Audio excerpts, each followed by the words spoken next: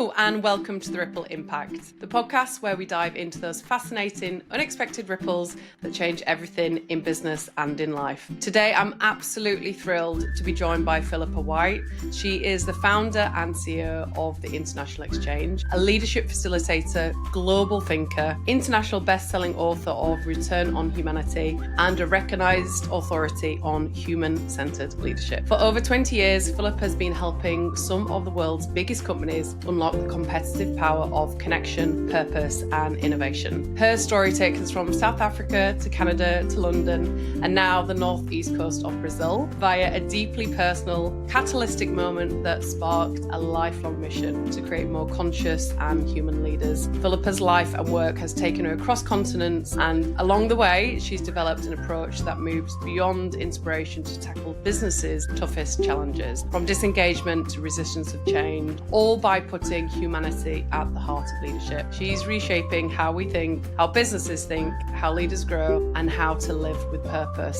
Her book is a finalist in the 2025 Business Book Awards, and her immersive leadership program are known for flipping the script and our worldview upside down in the best possible ways. So Philippa, welcome to the Ripple Impact. It's an absolute joy to have you with us here today. I've been so looking forward to this. Well, just thank you for this opportunity. It's an honor, and what a great intro. My God. It's all you. I mean, amazing. I know. I think it's one of the longest intros because it's like your bio and what you've been doing and your stories are incredible. So, and it deserves. Well, thank you for your articulation of it. It was beautiful. So thanks. You're most welcome. Thank you for joining us today. I'm excited to have you here. And it's even hotter in London today than it is in Brazil. Yeah, I think it is. I think you've quite a thing. So if you see me doing this every now and again, you know why. Well, actually, I keep getting these hot flashes as well every once in a while. So if I suddenly turn like purple, you'll know that oh God, suddenly it's just a bit hot. So I've got my fan on. Can we start by winding way back? You've shared in your wonderful book, where I have it right here. You shared in your wonderful book that everybody must read. It's been to Sicily and back, this one. Oh, yeah. I loved your photo, by the way. Yeah. Thank you. Can we start by winding right back? You talk in your book about the start of the journey and how everything changed in a single moment that shifted your perspective, but also set you off on a whole new trajectory. Can you share the moment that changed everything at your uncle's funeral and how that set you off on the course that you've been on for the last 20 years? Yeah, thank you for asking that question. I think many people who have started anything can wind back to that catalyst, right? It happened before that moment in the sense that my uncle was always this really inspirational person in my life. I grew up in Winnipeg, Manitoba, Canada. For anyone who can picture it on the map, it's like the center of Canada, kind of in the middle of nowhere. And it was a really safe, comfortable, lovely place to bring up children. I don't know if you guys know about license plates in Canada. There's a phrase that explains like what that summarizes. And so I grew up in Manitoba, and it's friendly Manitoba. And it really is just a very lovely place to grow up. When I would go to South Africa to visit my South African family, life and the way that they embraced life was just so different. And it was rooted in obviously the struggles that my family had faced during apartheid in South Africa. And I suddenly started to understand through the conversations with them about purpose, about resilience, about fighting a system that's broken, standing up for humanity. And I was so inspired by these conversations. My uncle was also the doctor for Nelson Mandela when he came out of prison and started the negotiations with the apartheid government, even though he never talked about it. And he was like, why do you keep asking me about that? It's not important. And I'm like, but it is. It's so inspiring. Are you mad? And he actually did so much more to fight against the system. And I just always found it so inspiring. So when he passed away in 2004, I was working in London at the time at BBH, this ad agency, and they were so generous. I almost didn't go to this celebration of life. I remember so clearly, God, it's a long way and it's expensive. And oh my God, I'm so busy with work. And I just remember the company saying, go. This is important for you, go, which I am so grateful to this day because honestly, it changed my life. So I got on a plane literally the next day. The funeral was, I think it was the week after. So I flew to South Africa. And on that day, it was just extraordinary because I remember so clearly just walking into this room and there was just this sea of faces of people from so many different walks of life. And literally we're talking different colors. We're talking different parts of society. It's as if you had a pie and you cut the pie of of society. And it was like, here's the piece, like all the way through. And it was just this moment where you think, God, it's not often that you are in a place and that place has drawn literally everyone. So we had heads of the government with their bodyguards. We had these government officials. We had comrades from the struggle. We had medical colleagues, family members, friends, and then people from the local communities and shanty towns and so many different types of people. And there were people who spoke, of course. So we had people who shared their memories of Neil. But then there were two people who spoke that just, again, like I say, that is what was the start of this movement, I guess, for me, and this change. One of them, he was a colored guy, and I'm using that just because in South Africa, you've got so many different types of people. He was this colored guy from a community, lovely guy. He put up his hand and he just said, I know I'm not on the roster to speak, but I would really like to. So everyone's like, yeah, no, of course. So he walked to the front of the room and he said, where we were living, where I grew up, all the doctors that came to see us and treat the people from my community, they didn't speak our language. And so they treated us like animals, and they were vets. And Neil was the only one who made the effort to learn our local language and treat us like humans and that could communicate with us. Now, for me, growing up in Winnipeg, Manitoba, Canada, that really threw me because I just thought, I can't actually believe, and of course, this happens all over the world, but the penny hadn't dropped. I hadn't even put myself into the position of people who are going to a doctor and that doctor can't communicate with them. How does that even work? Yeah. So I thought, oh my goodness. And obviously my uncle really touched this particular individual and it really stuck with him. And then this other woman, she was this African lady and she had this presence that was extraordinary. And she strode to the front of the room and everyone just like, oh my God. And she stood up there and she just really had this presence. And she said, I was in jail for a part of apartheid. I was fighting against the regime and I was not in the best of health. And it was one of the darkest moments of my life. I was in a black jail because she's black, in a black part of town because it was apartheid. You have it all divided. Neil risked his life. I could count on him like clockwork. He risked his life and he came and visited me like clockwork. I knew he would be there. And he told me what was happening on the outside. He also helped me from a physical point of view, but he was my friend and he was there. We were equals. So this isn't like white savior or anything. This is Neil being a friend and a medical professional to help his friend and to risk his life to share what was happening on the outside because it was his duty. And I just reflected on these stories and I thought, my goodness, it would have been so easy for Neil during this moment of apartheid to just use his privilege and live a very comfortable life in, forgetting what's happening on the outside, ignoring what's going on. But he didn't. He had this extremely amazing fascination with perspective and possibility. And he really knew, he wanted to challenge this broken system. And he really pushed himself into really uncomfortable situations to make change. And I just thought, how was that even possible? As I then looked at this room full of people, and I thought all these people were so inspired by him in the same way that I was so inspired by him. But then I just took it one step further and I realized, you know what? All of those people made him who he was. And that's the shift change.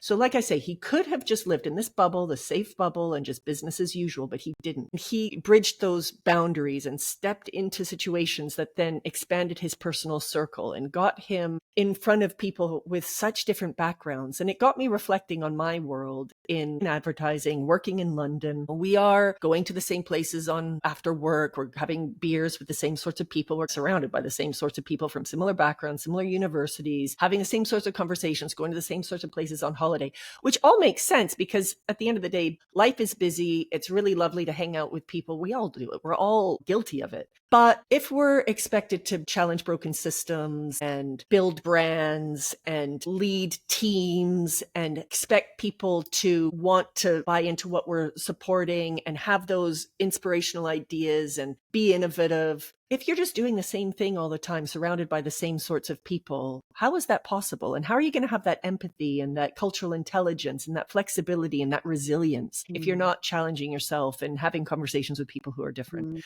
So that was the start of it. And that's where I realized actually that these human competencies that actually we're all born with, we all have them. You don't have to go to a special university to gain them, but it's just you need to know to tap into them. And you tap into them by pushing yourself in new ways and having conversations with different people people, but we just don't do it. And that's why I felt I needed to create a way to do it, because our businesses rely on it, really. Yeah.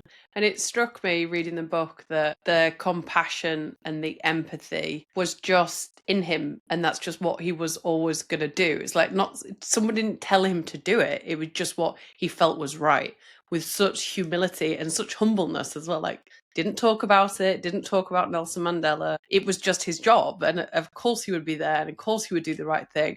And of course he would do more. And those are such incredible, as you call them, human assets and traits that are so essential to society and so essential to leadership. And yeah, it's such a powerful story. And what you're talking about is like is that compass, right? That internal compass. I feel like the conventions of life, the conventions of expectations of family members, expectations of your business, even school expectations, school molding, we're stuck in these cultural patterns that perhaps push us into areas or ways of living or ways of being that beat these human competencies out of us. And we have access to things like a human compass. We know what's wrong. We know what's right. We know in our hearts, the majority of people anyway, we know what is doing the right thing, or even what is a nicer way to be, a more comfortable and engaging way to just behave. But for some reason, we have been taught that it's not like that, and that we have to be different, or we,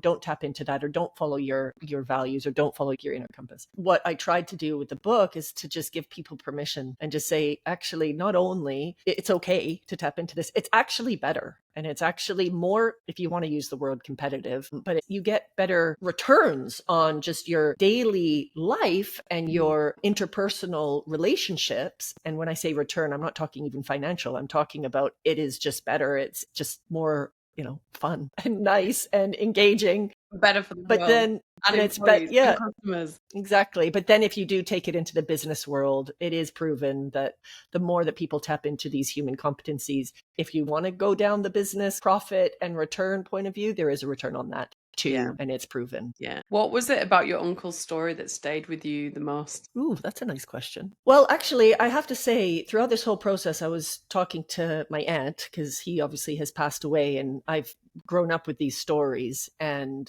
obviously you create a reality or even a memory of these stories. And as I'm on the phone with her, as we're working through this, she's like, no, that didn't happen. Hold on, what? Well, it wasn't quite like that. And she's like a stickler for detail, and she remembers everything. So it was a lot of work to make sure we captured everything. There's not even photo of my uncle with Nelson Mandela, because he was taking the photos of other people with him. Yeah. And it just wasn't even a thing. He spent so much time with him, and he was referred to as Madiba. That was his name to people close to him. And it was interesting just talking to my aunt, because what he really was so proud of, and what he kept doing until he died, he had melanoma. So he was really sick, and he really struggled. But sorry, there's actually a group of school children who are passing by in front of my house screaming. So you might just hear that. Yeah, you're going to hear it coming in a second. Okay. But anyway, he wanted to basically break the system from the point of view of the mining industry, and how they were basically discriminating against Black workers. And the Black workers were forced underground to work in the most horrible conditions, and they were getting life-threatening illnesses, cancers, etc., respiratory problems. And he studied these x-rays of the lungs of all these workers to get compensation, because legally within the world of business, they had said that Black lungs are different to white lungs, and therefore they are not entitled to compensation. And he fought that until he died. And he actually, if I'm not mistaken, things were passed as a result of that, but he was still studying those x-rays until weeks before he died. And the thing is he really was so, like you say, humble, and he didn't do it for fame. He did it literally because he knew what was right and he knew what was wrong. He had the expertise to prove it. He was able to make a difference, both with regards to the compensation of these workers and to change the law. And that's what he was mostly proud of, and that's what he kept fighting. But yet there was also so much that he did during apartheid, and he put his life at risk numerous times, but it wasn't something he shouted about. It wasn't something he really talked about. It's so humbling when people literally just do what they know is right, because that's what we all should do. And we're seeing a lot of stuff happening in the world right now. And there's a lot of people who have the power and the influence to step up, both for the, for the betterment of their teams and their companies, but also for the greater world. And we have more power than we think we do. So you're at the funeral, this incredible celebration of life, and these moments hit you of people standing up. Take us from that moment to sitting on the yellow chair and just writing. Like, what happened? That yellow chair. Yeah. God, did I talk about the yellow chair in my book? That's so funny. I did. The yellow chair. Yeah. It's so funny. There was this, the old weird puffy office chairs that it was one of these ones that rocked, but then the back had broken, so it was like way too far back, so you couldn't actually lean on it because the whole thing would fall back, and it was like this, it was awful. It was like this mustardy old chair. And it's so funny because I obviously went to the celebration of life. My brain just started ticking, and that's the thing. Whenever you go through any moment that challenges the status quo within your mind, if you start to see something, I love writing. I have to write, and I write it all down. Like, I'm going through a difficult moment at the moment, and I'm just writing all the time, and I'm just capturing things because I just think it's these moments that shake us up and suddenly force us to. It's like a portal opens, and you start to kind of go into that portal, and you start to say, okay, what is the world showing me, and what does that look like? And writing is the most powerful way of doing that. So I don't even know if I really even talked to my family about what I thought after that. I really don't think I did, but I definitely came back, and I remember came back to London, and I took a mental health day. I wasn't sick. It's like I felt a bit like a deer caught in the headlights, and I just felt like, okay, I need to capture all of this. I don't know what this is, but there's something here. So I sat on this yellow chair with the back that was falling backwards, and I just started writing, and I just spent the day trying to make sense of this and figuring out what is this. And literally that's what I did. So I just wrote for a whole day, went to work the next day, and that was the start of my, if you like, business plan. It was not a business plan, but it was, okay, what does this look like? And it was this rough raw man skeleton of just my rough thinking. And then that's what I built on from there. So that was in 2004. By the end of 2005, I had left BBH and moved to Brazil. It was like a year and a half of so many conversations with so many people around London. I very quickly just made very good friends with people, John Hegarty, who's one of the founders of BBH, who's still one of my mentors, and I would say like almost family member. Jeremy Bullmore, who has now passed away, but he was like a grandfather to me. And then getting into places like Accenture and meeting with extraordinary people like Gib Bullock, who's now living in Switzerland, and he set up ADP at Accenture. And I just started having the most extraordinary conversation. Sir Chris Powell, just various conversations with people who really bought into what I believed in and what I was thinking about. And then it just snowballed. It just snowballed. Yeah. And for anyone who hasn't had the benefit yet of reading the book, which they must, how would you encapsulate the nugget of the idea that you were talking to people about then? What was your single sentence thought that you were inspiring all these people to get on board? Because once you've read the book, you're like, oh my gosh. I mean, even before the title's pretty epic. But how were you describing it in those early days? Can you remember? Yeah, well, it's funny because my business is called, well, now it's Thai Leadership. It was the International Exchange. That's what Thai stands for. But what it was focused on then, and what my idea of even the name was back then, it never was registered as this, but it was Ideas Without Borders. And it was even though the crux was basically focused on leadership development and taking people out of their comfort zones and into different worlds to grow themselves, it was more than focused on, if you think of Doctors Without Borders, it was more focused on the social element or the social impact element, that business is the biggest lever for change and always has been in my mind. NGOs are great, but it's challenging. They're really hindered by the way that they can get money. And because of that, therefore, the challenges with just human resource within the organizations, and it's challenging, really, really stretched. And the government is way too complex and corrupt in many ways, and way too slow to make any big decision quickly. Business has the resources, financial has the resources, human can make decisions incredibly quickly. And if business is thinking in the right way, profit is not a bad thing, but you also can't make that profit at the expense of people. If we have people within those businesses that understand that concept, then business can be an incredible lever of change. And I just really believe that taking people out of their day-to-day and immersing them in completely different situations gives those businesses an opportunity to make a difference on the ground, but it can also then impact those individuals. I'm less focused now on the doing good on the ground. That is still what we do. And that's a huge part of what we do. That's how we do what we do. But that's not what I'm selling, because at the end of the day, what needs to happen more than anything else is business needs to have people within the business that understand the power of these human competencies so that they can be better leaders, so that they can actually be happier, so those businesses can be engaging places to work, and so that they have that understanding of how the world works, so that it's not about exploitation of resources, the environment around us and the people around us, but actually making a profit, not at the expense, but making the world actually better through the work that we do. So it's still focused very much on leadership, but it's changed as far as my focus from back there. And the way that we do it is still through these experiences. So we do it through these experiences of sending people to places. We also do it through the experiences of virtual, and we do scalable stuff. We do it in a number of different ways. But yeah. And you describe those as shifting paradigms, don't you? So taking people completely out of their comfort zone, out of their office, physically and metaphorically. Can you explain why those experiential and out of your comfort zone and uncomfortable experiences are such a powerful learning experience for businesses and leaders? Yeah, because necessity is the mother of invention. The obstacle is always the way. And that's really been the focus of how I've lived my life. Even just moving to Brazil, I moved to Brazil without any support from any company. So I had to learn Portuguese, and that was really, really, really hard.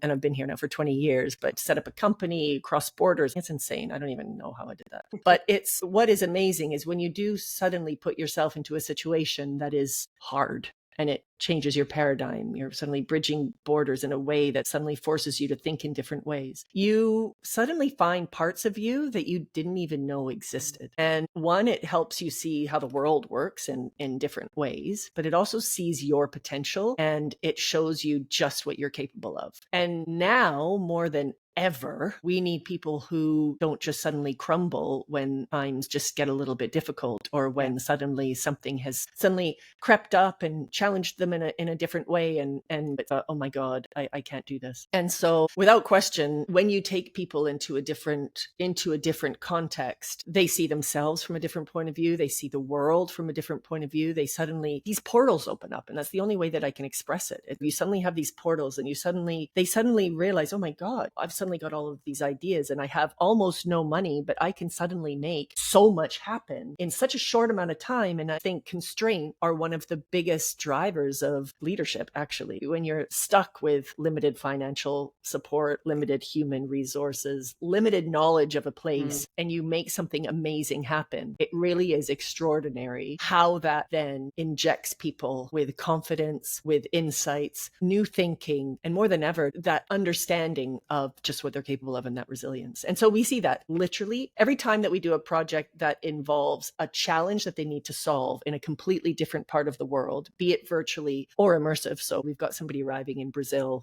in a few weeks. It's life-changing, and it's going to completely change the way that she does her job, how she sees constraints, how she sees herself in different situations.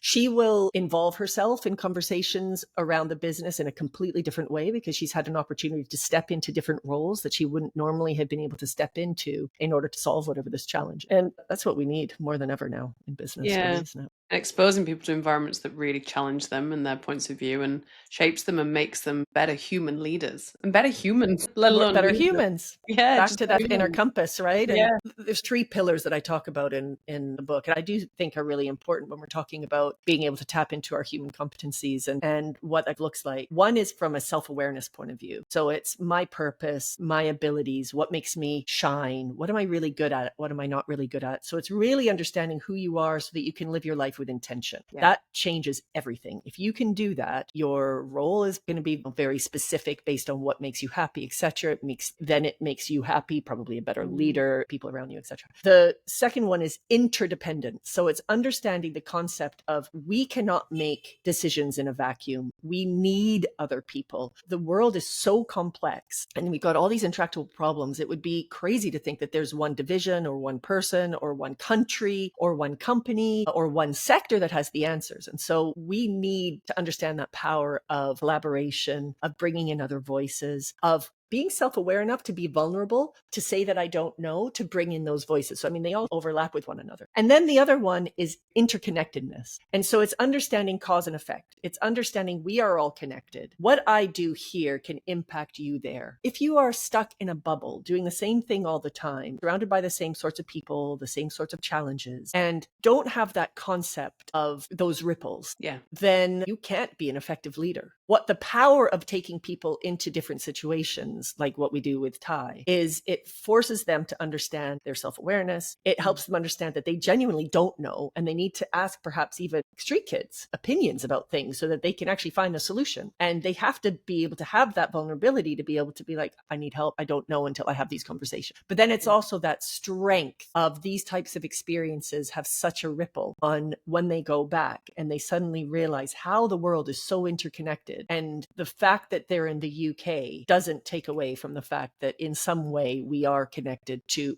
by decisions that we make, by the way the world is working, just how interconnected this whole world is, and understanding that changes them as a leader. So it taps into all of those areas. And I've been in Insights for the last 20 odd years, and we would call it consumer empathy in our world. So getting really close to people and their problems and their behaviors and their attitudes and their life. What you're talking about is almost a layer above that, right? Which is human empathy and the connectedness of everyone in society. As you said, a decision made over here has a massive ripple impact over here, and how that impacts every decision, and therefore what happens as a result is incredible as a concept, and one that businesses maybe just don't take seriously enough. And there's some incredible examples in the books of ones that really are. But it's a duty of care for leaders, isn't it?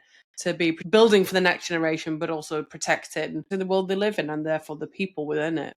To be honest, since I've published this book, there are so many political examples that obviously we won't get into politics now, but there's a certain president that has just shown all of this, actually daily. He literally illustrates all of this daily of basically what not to do and also how it happens. So if you grow up in a very privileged, which that's fine, like privilege isn't a bad thing. Many people, we're all privileged in a certain way in a certain world. But if you are completely shielded from the reality of how the rest of the world works and then make decisions based on just a frivolous decision or a decision based on, I don't really care, I'm just going to do this and screw that, the ripple impact of that frivolous decision or not having that empathy or have that ability to just minutely see into the future. It's so dangerous. And the thing is many of these companies are run by people who have been very sheltered, who haven't, if they go on holiday, they go to the same place and they go with the same sorts of people and they don't know necessarily how the world works. But the world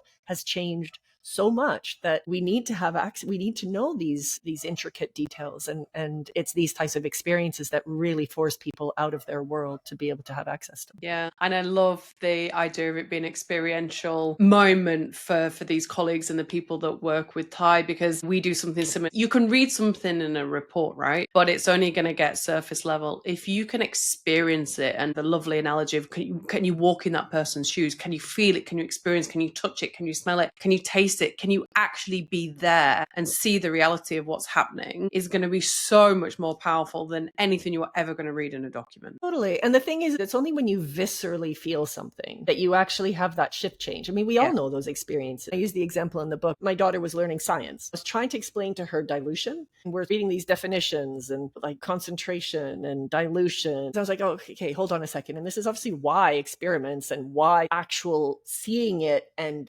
helps. And so literally get a spoon of sugar, you and the point of saturation, and then you sort of put in more sugar.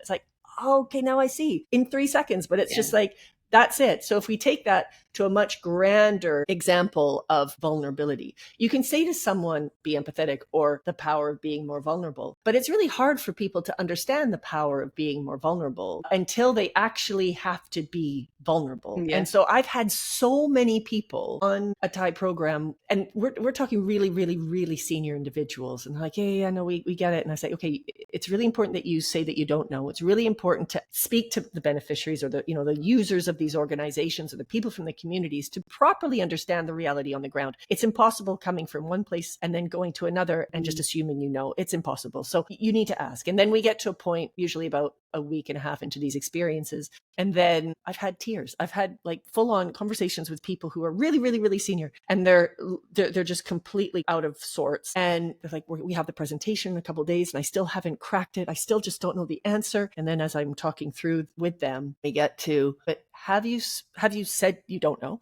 And have you shown that you don't have the answers? And have you spoken to the people on the ground? No, we haven't really had time for that. And to be honest, like I haven't done that. I just feel like I need to present to them an answer and I just haven't got to it yet. I'm like, but I don't understand how you can do that. And then suddenly the penny drops. And then literally by then it's the analogy is the training wheels of the bike have now come off and they're now like, okay, I think I've got it. And they've had those conversations. I don't have any more phone calls with tears or these really situations where they just are a little bit out of sorts. It happens when they've managed to see that they need other people and they don't know the answers. And then that's what comes out of the learning logs and the evaluations at the end. And when you talk to them afterwards, like 99% of the time, you just have these really senior leaders realizing, I need other people. I can't do it on my own. I don't have all the answers. It's okay not to know. It's okay to say that I don't know. That is huge. Yeah. That is huge, because the more senior that people get, the more that they think that they have to have all the answers and they are the professional or the expert in their area and there's no room for anyone else. But at the end of the day, a company that works in the most effective way is when you bring in those other voices, like especially even the new joiners. God, the insights and the understanding and the answers that you get from people who see things from a totally different point of view. Yeah. One empowers them and gives them space to step into something and gets them engaged and makes them want to stay. But also it's really helpful for the other people who have specialized in a certain area, so have cut off from other areas, and they need to have that to be able to drive, the business forward. So it's a win-win. It's just you have to break through that. And to say to just be vulnerable isn't enough. They have to see why it's important. And they have to live it and experience it and not ask questions for answers, but genuinely ask questions for curiosity and learning and observation and closeness and proximity. And that's what you do in your experiences. You literally take people into those experiences to shake them out of their ways of thinking and get them to reevaluate and to flip their mindset and create new possibilities as a result, which is super powerful. Yeah. Why don't you think businesses do that enough? Well, I think there's a lot of reasons. One, leadership development is a tricky one, right? Because money, so they don't see the importance of it. No, we don't need to invest in people like that. It's just, and we have other people. We can get other people. We can hire other people with different skills rather than investing in the people that they have. Why do people not help people gain these competencies? It's interesting when during the pandemic, we created these opportunities for individuals. It was interesting how we had loads of people who were interested, but there were some people who had joined, would have a call and see if people were interested. And some people say, it's like an hour and a half a day of work. Like that's for 6 weeks. That's quite a bit of time. Like I'm busy and it's a lot of time to be spending on development. What you invest in life or your business and in your people, you get something out of it. It just depends on whether you see a value in investing in yourself or in your business. So in the case of Thai Accelerator, it was really interesting. There were a lot of people who were like, I make a point of investing in myself through training every single year. I do 4 training programs and yours is one of them. And those people are the really interesting people who are constantly challenging themselves and thinking in new ways. And they're amazing. The more that we invest in ourselves and the more that we invest in our people, the more you're going to get out of them. And some people see that, some people don't.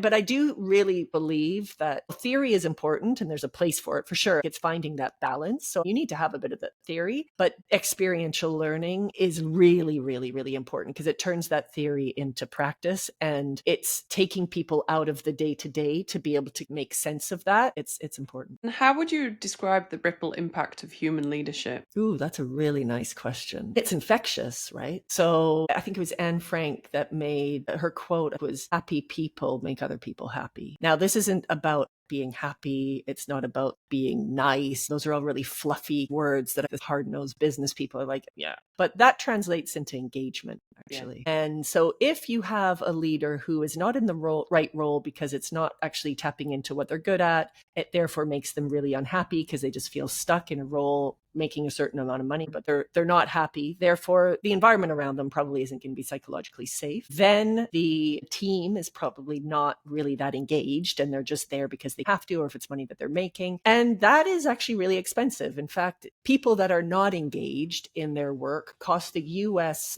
businesses $500 billion a year, it's really expensive. Now, that makes sense because if I'm not engaged, if I don't like the people that I'm working with, if I don't feel empowered, if I don't feel listened to, if I don't feel understood, if I don't feel that people like my ideas, I'm not going to engage. I'm not going to push myself. I'm not going to think more than I need to. I'm going to be sick a lot. I'm just not going to show up to work, and then I'm going to quit. And that is really expensive. Now, on the flip side, and actually that billion number, I think now if you go to a Gallup study, I think it's even in the trillions. It's expensive. On the flip side, companies that understand this, so you're focused on individuals, you give them space to grow, you empower them, you listen to them, you have their ideas listened to, you understand that they're humans. So you understand that they might need flexible working, depending on who that is, if it's a woman and she's had children or whatever it might be. And so you really are vested in its people first. Then that means that they're engaged. They also like you. You like them. They like you. They want to actually think more. They want to innovate. They want to push themselves. They want to spend more time thinking about things. And then that brings you 23% more profitable business. And that makes sense because if I feel that people understand me, if I feel that people like me, if I feel that they like my ideas, if I feel like I'm listened to, think of you as an individual. That then makes me want to it makes me want to show up. It makes me want to work harder. I'm actually like those portals open up more because my brain is constantly thinking and I'm wanting to engage in what I'm working on. So it makes sense. And the ripples are huge. They impact from one individual being happy and having nice people who are working with them. It has that huge ripple effect to then a more profitable company and actually a more sustainable world. Because if you have people and a company that understand those dynamics, you have communities that are healthier, you have people are looking at stakeholders rather than shareholders. And it's another way of seeing a business. And that actually does have an impact on the world around us. Incredible. And if there was one thing you could tell business leaders, what would you tell them? I would tell them that they have more power than they think they do. And the time is now. And I would say that it isn't a weakness to embrace these human assets. It's actually a strength. And you can impact so many people around you if you just understand the power of them and tap into them.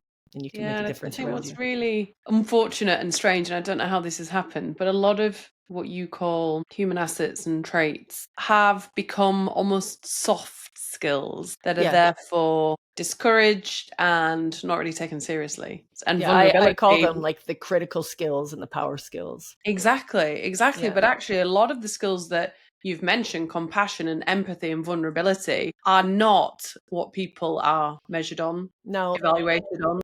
No. And it's interesting because I had a call I'm really close with the people from my university who I do talk about in my book. I said, okay, so from a business school point of view, why is this not, if we know that it impacts businesses and makes them more profitable and more successful, why is this not taught in business schools? Why is this not focused on in businesses? One of the people on the call, she took a step back. She goes, well, yeah, it's just this area is actually the self-help area.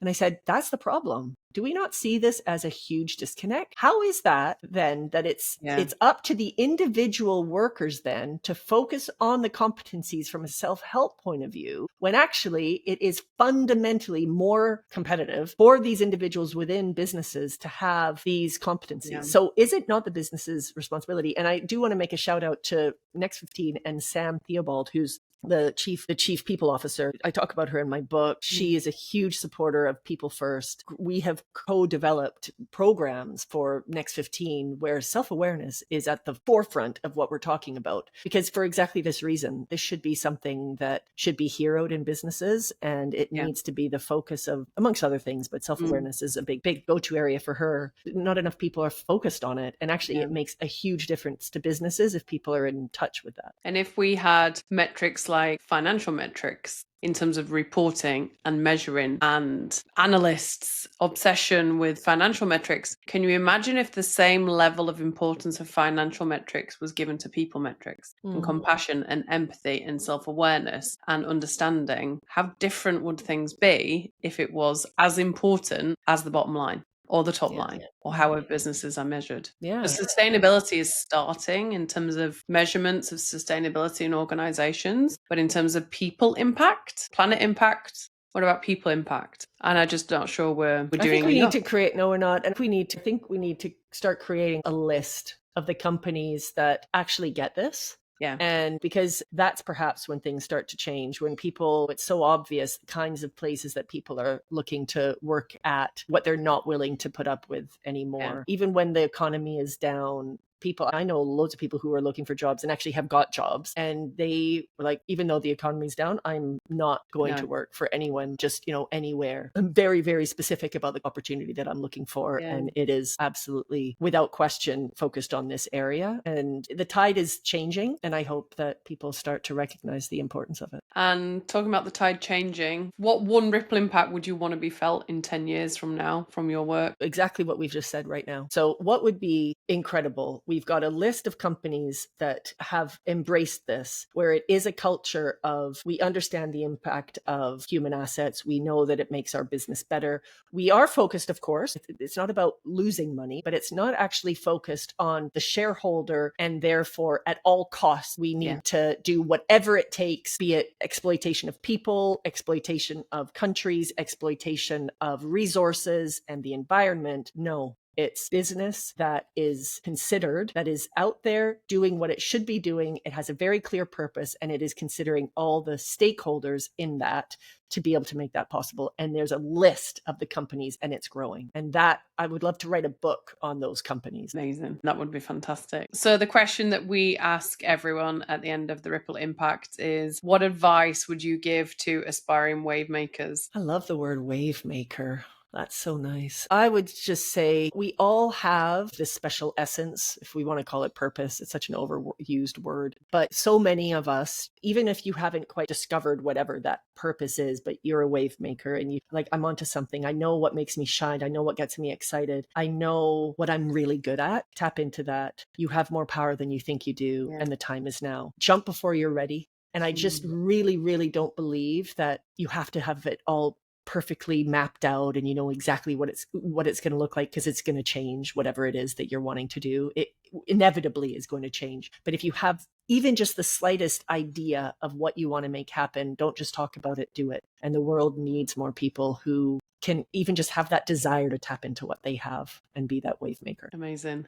Well, from everything I've read in the book, I wish I'd been in one of those organizations that ran these programs, because they sound incredible. Oh, well, thank you. Thank you. Yeah, thank you. Philippa White, thank you so much for taking us behind the ripples of purpose, perspective, and paradigm shifting leadership, from an incredible, inspiring uncle in Neil to what you're doing with organizations across the world is nothing but inspiring. So thank you for the inspiration. Thank you for your stories. Your story is such a powerful reminder that real transformation can start really quiet and can start deeply personal. And if we're brave enough to pay attention, as you said, take action, expand your world, look into the portal as it expands, and follow the current and capture it and follow the current and ride the wave, then I think the world would be an incredibly better place. So thank you for your book, because it's really inspiring, and thank you for your time today, because it has been wonderful. And Laura, this felt like it was like 5 minutes. Can we do 2 more hours? Yeah. Well, thank you for your super insightful and just generous questions, and for reading my book and for capturing the essence of it through these questions. I'm truly honored to be on this, and it is so important, these messages. So keep having conversations with wave makers and with people who are inspired by what you're talking about, because dropping those pebbles and starting to make those waves is what changes the world. So you're onto something, and I truly appreciate the opportunity to talk about it. Well, thank you so much. It's been an honor. So thank you, Philippa. So that is a wrap on this Ripple episode. Don't forget to follow, subscribe, and share with someone who will love this episode, i.e. everybody. So tune in weekly for more bold voices and inspiring wave maker guests. I'm Laura Barber. This is the Ripple Impact. Philippa, thank you so much. Until next time. Everyone else, we'll see you next week. Thank you so much. Thank you. Bye for now. Bye.